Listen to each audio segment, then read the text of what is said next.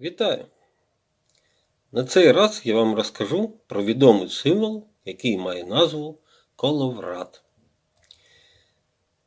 Перш ніж розпочати розповідь, давайте з'ясуємо, який же він є, цей коловрат. Який саме символ називають коловратом. Подивіться на нього. Цей символ має 8 променів. Кожен промінь повернутий під кутом 90 градусів.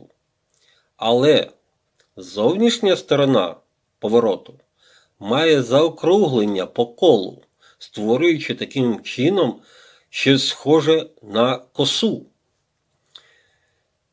Тобто цей символ має складну геометричну фігуру. Більшість часто плутає коловрат з символом, який представлений подвійною свастикою або здвоєною свастикою. Але насправді це зовсім різні символи. Сам символ коловрат з заокругленим зовнішнім боком був вигаданий в 20 столітті. Автор цього символу всім відомий Добровольський, або, як його ще називають в язичницькому середовищі, Доброслав. На тлі неонацизму він намагався створити щось середнє між нацистським символом та чимось язичницьким. Він віднайшов, що начебто свастика є язичницьким символом. Потім, з огляду на те, що свастика переслідувалась ще в радянські часи, він її подвоїв і трошки завуалював, наче це зовсім не свастика, і це повернення таке кожного променю, це такий собі знак. Тобто він більше підлаштовував символ під вимоги тогочасного державного нагляду. Але навіть той символ, який ми зараз бачимо і знаємо під назвою коловрат, це не зовсім той символ, який на початку був створений Доброславом. Погляньте на прапор, який створив сам Доброслав. Там повернення променів є дуже плавне. Це повернення є начебто хвилясте. І самі промені не сходяться в одну точку, вони наче по дотичній сходяться. Тобто той коловрат, який створив сам Доброслав, він більше схожий на сонце. Але давайте подивимось в історію взагалі цього символу, який він є. Навіть та подвійна свастика, яка лягла в основу створення коловрату, вона де і ким колись використовувалась. Всі символи, які були хоч якось схожі на того коловрата Добровольського, це звичайні хвилясті лінії, розетки, які виходять з центру, і вони не завжди мали 8 променів. Зазвичай вони мали 7, 9 променів. Але давайте побачимо, які ж символи, що мають 8 променів, мають повернення кожного променя під кутом 90 градусів. Найвідоміша, вона ж і найдавніша статуетка, хоча насправді це не зовсім статуетка, це дзвоник. Погляньте, це грецький дзвоник, він ритуальний, на ньому зображена свастика подвійна, яка дуже схожа на коловрат, який начебто створив Добровольський. Але є дуже важливе зауваження. Насправді, назва Коловрат – це цілковита вигадка самого Доброслава. Чому? Тому що це слово, допоки Доброслав не додав його до цього символу, це слово використовувалось завжди виключно до того, що крутиться, вивертається, обертається. Це здебільшого стосувалось приладдя, яким в давнину робили отвори. Також саме слово «коловрат» – це спотворене слово вже в ХХ столітті. До цього було слово «коловорот». А саме слово «коловорот» воно стосувалось якогось обертання, затягування з обертанням, всмоктування і таке інше. Часто на річках, там де вода закручувалась, це місце називали коловорот. Але це те, що стосується назви. Тобто назва Коловрат – це цілковита вигадка. І ця назва не стосувалася взагалі жодного символу ніколи, аж допоки неонацист Доброслав не додав його до символу, який сам і вигадав. Але оцей символ, який є подвійною або подвоєною свастикою, цей символ використовувався лише в Греції. Ця статуетка, вона має стосунок, звичайно, до обрядів, можна сказати, навіть до язичницьких обрядів, але вона не така вже й давня. Вона датується приблизно 6-7 століттям, хоча це доволі умовно. Що можна сказати про використання таких символів на теренах Русі? Такі символи ані в християнську, ані до християнської епохи не використовувались. Ніяких символів, в яких було 8 променів, і кожен промінь мав повернення, різке повернення під кутом 90 градусів, не існувало.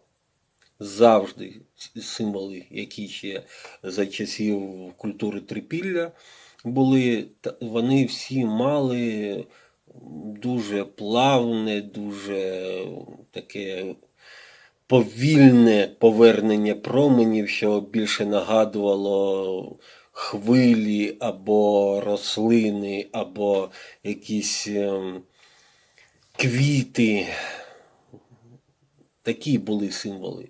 Повернення під кутом 90 градусів використовувалось в єдиному символі. Це єдиний символ, він використовувався майже всіма народами в усі часи, це свастика. Але там 4 промені, а не 8, як у того ж Коловрата. Але чому Добровольський створив цей символ і на чому ґрунтувався його задум? Справа в тому, що колись дуже давно, до Добровольського, була віднайдена одна гравюра, ось вона, віднайдена гравюра, на якій зображений був символ, який начебто був розміщений на могилі язичників Польщі. Але це гравюра, тобто це малюнок, це не фотографія. Самої такої могили не існувало. Це гравюра була ілюстрацією до художнього твору і начебто відображала щось схоже на язичницький символ. Хтось чомусь взяв до думки, що це і є якраз язичницький символ. Один з небагатьох, який якраз стосується язичництва як релігії. І тому цей символ був маловідомий. Його взяв за основу Доброслав, і трохи переробив, підкоригував і вийшов відомий коловрат. Що ми можемо зараз сказати? Можна його використовувати, не можна його використовувати. І взагалі, що робити з тим коловратом, який зараз вважається, як би мовити, символом язичництва, сучасного язичництва. Я б сказав, що цей символ не відповідає тому, що ми називаємо язичництвом в Україні. Чому? Тому що цей символ був створений на теренах Московії. Також цей символ був створений неонацистським лідером або ідеологом, який його створював з певних своїх причин і ставив перед ним свої певні задачі. Ці задачі, ці причини ми зараз чудово бачимо у вигляді агресії зі сторони Московії. Ті найманці, які воюють проти України, вони дуже часто використовують саме цей символ і вважають його символом своєї ідеології. А яку ідею і ідеологію вони з собою несуть, ми всі чудово знаємо. Тобто, це символ, який поєднує неонацизм і язичництво, саме московське. І стосунку до України цей символ мати не може. Як би нам не хотілося мати свій власний, начебто язичницький давній символ. Він не давній, назва його нікому не відома, вона вигадана. Те саме слово коловрат ніяк не може позначати язичницький символ. Використання цього символу скомпрометовано ще на початку його існування, в тому вигляді, в якому ми його знаємо. Тому я вважаю, що українські язичники не можуть використовувати коловрат. Не потрібно його використовувати. Є багато інших символів, які чудово виконують або можуть виконувати роль обережного символу, оберігу.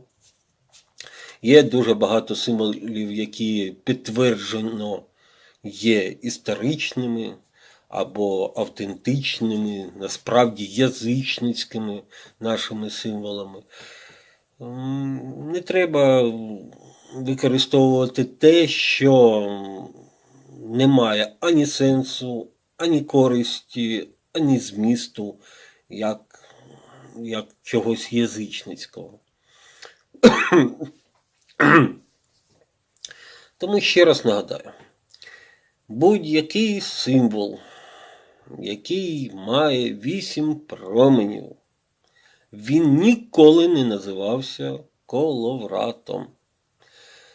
Зовнішній край символу, який є заокругленим, ніде, ніколи, ніким не малювався і не використовувався аж до кінця, мабуть, вже кінця ХХ століття. Також треба розуміти, що цей символ, він має історію, яка ніяким чином не пов'язує або не робить його виключно слов'янським. Є докази існування схожих символів, справді давніх символів, на території Греції.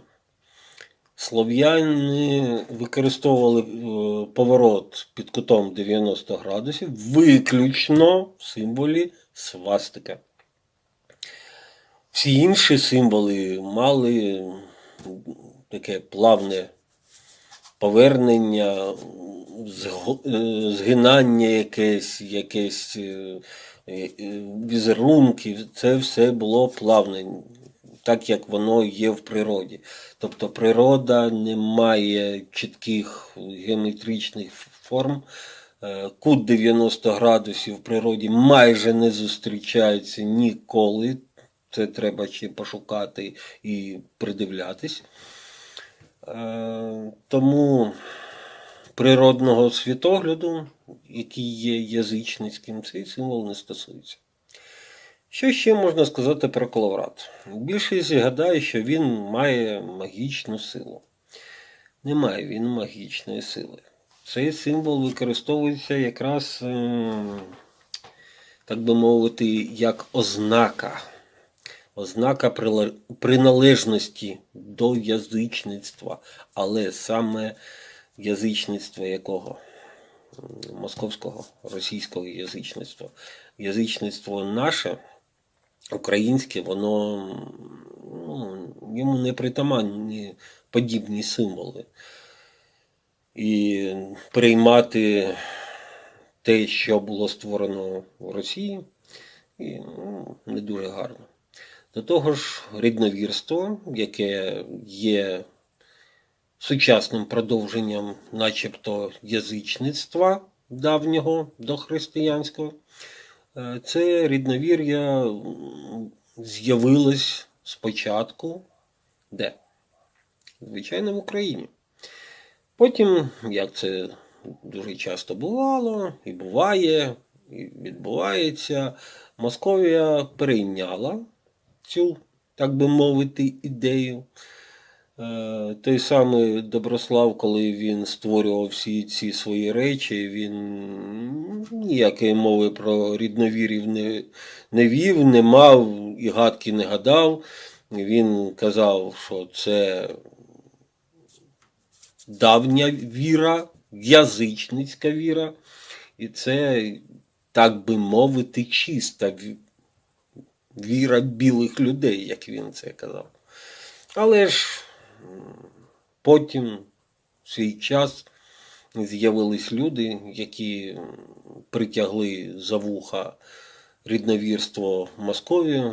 Вони співпрацювали з Добровольським, з Доброславом.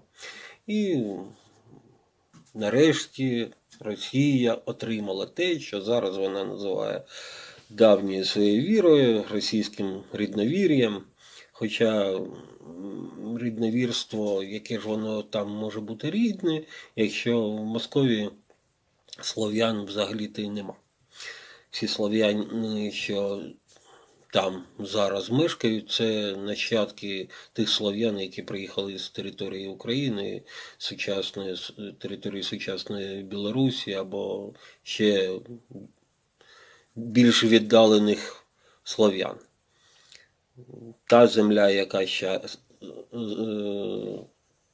називається Російська Федерація, та земля, вона дуже обмежено і умовно може називатися слов'янською. Тому символи, які створюються на тій землі, які є рідними для тієї землі, це зовсім не те язичництво, не ті уявлення, не той світогляд, який існував на території Русі, який існував на нашій території за часи, коли ще не було ніякого християнства, коли були часи існування Русі чистої, нащадками якої ми себе вважаємо, які ми вважаємо прикладом для відновлення язичництва як такого. Тому ще раз нагадаю, коловрат – це вигаданий, штучний символ, який названий вигаданим словом, яке ніяк не стосується символів взагалі. Автор цього символу є російський неонацист або просто нацист. Прізвище його Добровольський. В язичництві він сам себе називав Доброслав. Цей символ ніяк не може використовуватися і вважатися язичницьким, а тим більш українським. І подальше його використання на теренах України, можна сказати, небажане. Хоча, якщо люди його використовують, то треба, щоб вони знали, що це насправді. Ось такий символ Калаврат, така його історія, таке його значення, пояснення і зміст. На все добре.